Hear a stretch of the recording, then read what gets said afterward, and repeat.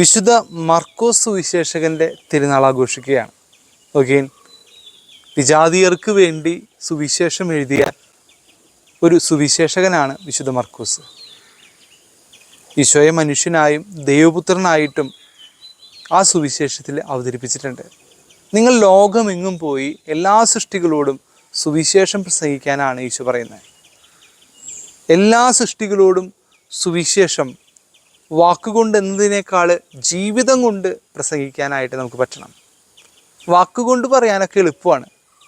കുറച്ച് വാക്കുകളൊക്കെ ചേർത്ത് വെച്ച് കഴിഞ്ഞാൽ, ഒരു പ്രസംഗ രൂപേണ ചിട്ടപ്പെടുത്തി കഴിഞ്ഞാൽ അതൊരു പ്രസംഗമായി മാറി, സുവിശേഷ പ്രഘോഷണമായിട്ട് മാറി. പക്ഷേ നമ്മുടെ ജീവിതം കൊണ്ട് എത്രത്തോളം മറ്റുള്ളവർക്ക് വെളിപ്പെടുത്തി കൊടുക്കാൻ സാധിച്ചിട്ടുണ്ട്. നമുക്കറിയാം, ഓരോ സുവിശേഷകന്മാരും അവർ ഈശോയെ കണ്ടെത്തിയ, മനസ്സിലാക്കിയ ശൈലി അനുസരിച്ചാണ് പലപ്പോഴും അവരുടെ സുവിശേഷങ്ങളിൽ ക്രിസ്തുവിനെ നമ്മുടെ മുമ്പിലേക്ക് പരിചയപ്പെടുത്തിയിട്ടുള്ളത്. നോക്കിയേ, ഇനി നമ്മുടെ ഊഴമാണ്.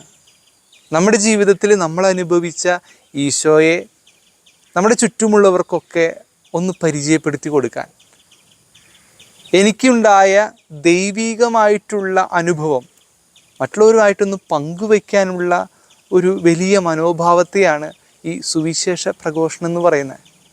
നമ്മുടെ ജീവിതം കൊണ്ട്, നമ്മുടെ ജീവിതത്തിൽ ഈശോ നമ്മിൽ പ്രവർത്തിച്ച അനുഭവങ്ങൾ അത് പങ്കുവയ്ക്കാനായിട്ട് നമുക്കൊന്ന് പരിശ്രമിച്ചുകൂടെ? ഈ മർക്കോസ് സുവിശേഷകൻ റോമായിലൊക്കെ വളരെയധികം സ്വാധീനമുള്ള ഒരു വ്യക്തിയായിരുന്നു.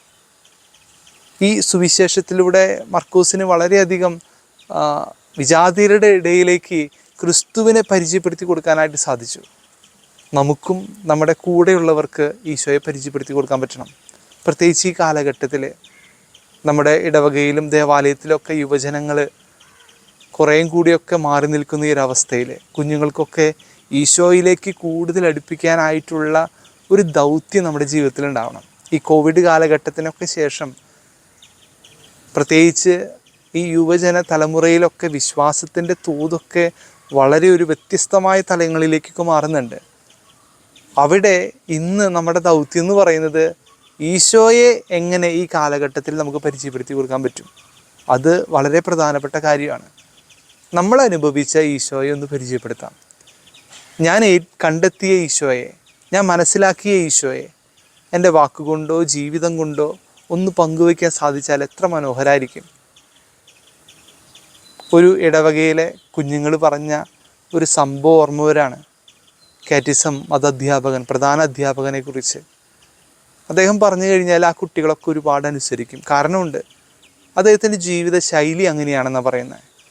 ആരോടും പരിഭവങ്ങളോ പിണക്കങ്ങളോ ഒന്നുമില്ലാതെ ഈശോയെ സ്വന്തം ജീവിതത്തിൽ ഏറ്റെടുക്കാൻ ശക്തമായിട്ടുള്ള ഒരു വലിയ മാതൃക ആ സഹോദരൻ ആ കുഞ്ഞുങ്ങൾക്ക് കാണിച്ചു കൊടുക്കുകയാണ്. അപ്പം അതുകൊണ്ട് തന്നെ അദ്ദേഹത്തിൻ്റെ വാക്കുകൾക്ക് വലിയ വിലയുണ്ടെന്ന് ആ കുഞ്ഞുങ്ങൾ പങ്കുവച്ചതായിട്ട് ഓർക്കുന്നുണ്ട്. സ്നേഹമുള്ളവരെ, നമുക്കും നമ്മുടെ ജീവിതം കൊണ്ട് ഈശോയെ പരിചയപ്പെടുത്തി കൊടുക്കാനായിട്ടൊന്ന് പരിശ്രമിക്കാം. നമ്മൾ അനുഭവിച്ച, നമ്മൾ മനസ്സിലാക്കിയ, നമ്മൾ കണ്ടെത്തിയ ഈശോയെ മറ്റുള്ളവരുടെ മുമ്പിലേക്ക് ഒന്ന് ചേർത്ത് വയ്ക്കാൻ, ഒന്ന് മറ്റുള്ളവരുമായിട്ടൊന്ന് പങ്കുവയ്ക്കാനായിട്ട് നമുക്കൊന്ന് പരിശ്രമിച്ചാലോ? ദൈവം ഏവരെയും സമൃദ്ധമായി അനുഗ്രഹിക്കട്ടെ.